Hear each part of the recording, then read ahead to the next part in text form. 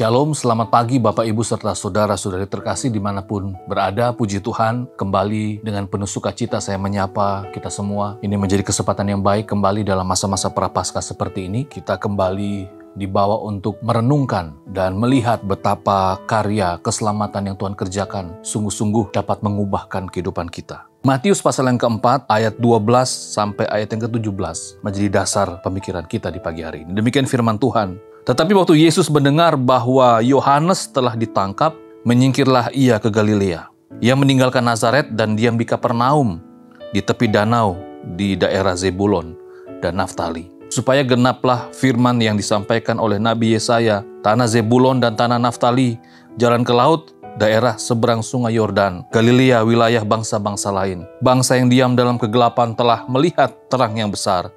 Dan bagi mereka yang diam di negeri yang dinaungi maut telah terbit terang. Sejak waktu itulah Yesus memberitakan, bertobatlah sebab kerajaan surga sudah dekat. Sekali lagi ayat yang ke-17.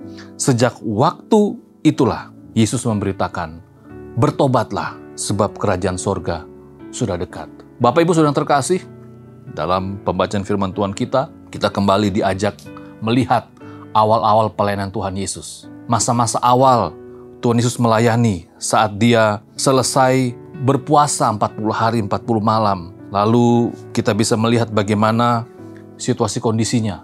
Ya, bagaimana Yohanes Pembaptis ditangkap dan dibunuh. Lalu juga kita bisa melihat bagaimana Tuhan Yesus mengawali pelayanannya dengan berita pertobatan. Jadi Tuhan Yesus mengawali pelayanannya bukan dengan hal-hal yang lain, tetapi justru dengan berita pertobatan yang dibawa. Berita tentang pembebasan, berita tentang orang-orang yang seharusnya menyadari akan dosa-dosa mereka. Menarik bahwa awal pelayanan Tuhan Yesus diawali dengan berita pertobatan, dan saya yakin dan percaya juga dalam konteks kita sebagai orang percaya, juga harus mewarnai hari-hari kita dengan pertobatan. Pengorbanan Kristus di kayu salib harus membawa kita kepada perenungan tentang bagaimana kita sebagai umatnya harus menjalani kehidupan iman kita dengan sungguh-sungguh. Kristus sudah begitu rupa berkorban bagi kita, bagaimana kita menjalani kehidupan iman kita. Tentunya kalau kita masih hidup dalam dosa, tentunya kita harus bertobat. Kalau kita dalam kehidupan pribadi kita masih kurang sungguh-sungguh, kita juga perlu bertobat.